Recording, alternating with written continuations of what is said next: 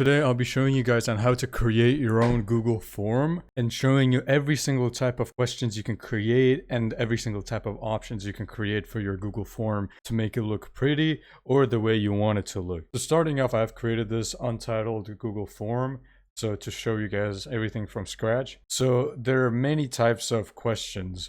There's short answer questions, paragraph questions, multiple choice, checkboxes, drop downs. There's also file uploads, and there's also date and times. They depend, you can choose whichever you want. In order to choose one, you can just click on this drop down right here and then choose whichever question type you want. You can do checkbox, and then over here are the options. You can make these, you can name these options whatever you want, and you can also add as many options as you want. And this is only one question. If you want to add a different question, you can click over here, which will add another question, and you can make this whatever you want too. Up over here, you got the name of the form itself and a form description.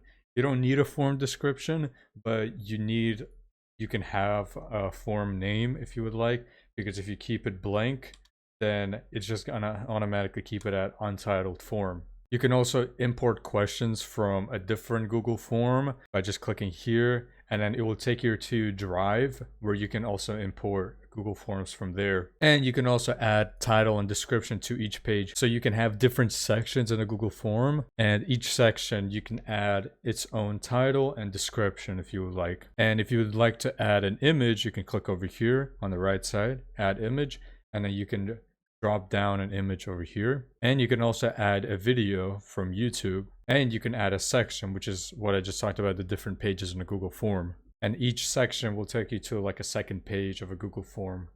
And if you want to preview your own Google form, you can go over here to the eye symbol, which will take you to the preview.